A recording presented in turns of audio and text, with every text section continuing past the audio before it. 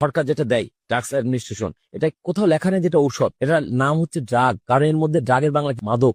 মাদক মানে কি? মদের উপস্থিতি আছে। আমরা কোন মুসলমান জানি না যে মদকে মানুষের জন্য হারাম করা হয়েছে? তার মানে আমার যত প্রচলিত আধুনিক চিকিৎসা পদ্ধতিতে যত রকম কেমিক্যালের তৈরি ঔষধ নাম দিয়ে বাজারজাত করেছে এবং আমরা খাচ্ছি, প্রত্যেকটা মদের উপস্থিতি রয়েছে। আমি মনে ছোটবেলায় যখন বাংলা ইংরেজি এগুলো পড়তে ভালো লাগতো না, এগুলোতে মার্ক উঠতো না, তখন খুব রাগ হইতো। ভাবতাম যে এই বাংলা ইংরেজি এত করে কি হবে, এত পড়ার দরকার কি? অন্যান্য ইম্পর্টেন্ট সাবজেক্ট ম্যাথ ট্যাথ এগুলোর উপর ফোকাস করলেই তো হয়, এইগুলাতে মার্ক ওঠানোর জন্য এত কষ্ট করার দরকার। এখন বড় হয়ে বুঝতেছি যে এই জিনিসগুলো কতটা দরকার। কারণ শব্দের অর্থ ঠিক মতো না জানলে নিজে কনফিউজ হয়ে যায় মানুষ, আবার অন্যদেরও কনফিউজ করা শুরু করে।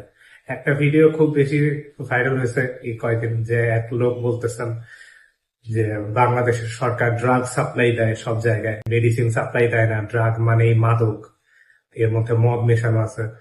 হাস্যকর কথাবার্তা।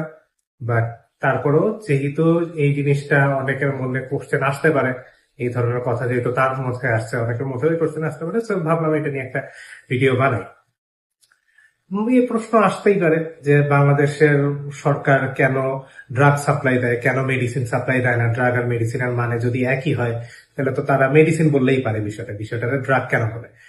সো এই জন্য ড্রাগ আর মেডিসিনের পার্থক্য, খুবই সূক্ষ্ম পার্থক্য, একটু এক্সপ্লেন করার চেষ্টা করি। প্রথমে একদম সহজ ভাবে বলতে গেলে সব মেডিসিনই কোনো না কোনো ড্রাগ, বাট সব ড্রাগ মেডিসিন না। মেডিসিন হলো সেই সব ড্রাগ গুলো যেটা আপনার শরীরের কোনো অসুখ সারাইতে কাজে লাগে। একটা উদাহরণ দিই, ধরেন আপনার জ্বর এসেছে, তো জ্বর সারাতে আপনি নাপা ট্যাবলেট খেলেন, নাপা ট্যাবলেট খেয়ে আপনার জ্বর সেরে গেল। এই যে আপনি জ্বর সারাতে নাপা ট্যাবলেট খেলেন, এই নাপা ট্যাবলেটটা আপনার অসুখ সারাতে কাজে লাগলো, এটা হচ্ছে মেডিসিন। কিন্তু অনেক সময় আপনারা যখন, যেমন আমি ডেন্টিস্ট, দাঁতের চিকিৎসার সময় অনেক পেশেন্টকে অবসের জন্য ইনজেকশন দেওয়া হয়। এই অবসের ইনজেকশনটা কিন্তু তার কোনো অসুখ সারানো না। আমি যখন কাজ করব সেই সময় তার যাতে ব্যথার হয়, সেই সময়টাকে অবশ করে সেই জায়গাটাকে অবশ করে রাখার জন্য আমরা জাস্ট এই ওষুধটা অ্যাপ্লাই করলাম। এটা যেহেতু কোনো অসুখ সারালো না, এই ধরনের ওষুধগুলো হচ্ছে ড্রাগস। অর্থাৎ যেই ড্রাগস গুলো আপনার অসুখ সারাতে কাজে লাগছে, একদম সোজা ভাষায় আপনার অসুখ সারাতে কাজে লাগছে, সেই ড্রাগস গুলাকেই বলা হয় মেডিসিন। আর অন্যান্য সকল জিনিস যা আপনার শরীরে ঢুকে আপনার কোনো না কোনো ফাংশন চেঞ্জ করতেছে, সেটা ওষুধ হোক বা অন্য যে কোনো কেমিক্যাল যেটা আপনার শরীরের ভিতরে ঢুকে আপনার শরীরের কোনো একটা ফাংশন চেঞ্জ করতেছে, সেই সব কিছুই ড্রাগ। এখন আসি যে বাংলাদেশের সরকার বা অন্য যে কোনো দেশের সরকার কেন সরকারিভাবে ড্রাগ সাপ্লাই দেয়, কেন তারা এটাকে মেডিসিন বলে না? কারণ তারা শুধু মেডিসিন সাপ্লাই দেয় না, তারা সরকারিভাবে আপনার সমস্ত ধরনের কেমিক্যাল, পেইন কিলার, অবসের ওষুধ, এই সব কিছু যেগুলো ড্রাগ কিন্তু মেডিসিন না, এই সব কিছুই তারা সরকারিভাবে সাপ্লাই দেয়। এই জন্য তারা ড্রাগ সাপ্লাই দেয়, তাদের ড্রাগ অ্যাডমিনিস্ট্রেশন থাকে। এই কারণে এই জিনিসটাই হচ্ছে গিয়ে ড্রাগ আর মেডিসিনের মধ্যে পার্থক্য। দুইটাই ওষুধ, বাট কিছু জিনিস অসুখ সারাইতে সরাসরি কাজ করে, ওইগুলা মেডিসিন। যেগুলো অসুখ সারাইতে কাজ করে না, সেগুলা ড্রাগস। এখন কোশ্চেন আসে, উনি যে কথা আরো কিছু মেনশন করছিলেন, সেটা হচ্ছে যে ড্রাগস মানে এই মাদক, এর মধ্যে মদ মেশানো থাকে এবং এটা মদ আমাদের জন্য হারাম। দেখেন, অনেক ড্রাগস এর মধ্যে থাকতে পারে, অ্যালকোহল যে একদমই থাকে না কোন ড্রাগসে, এটা আমি বলবো না।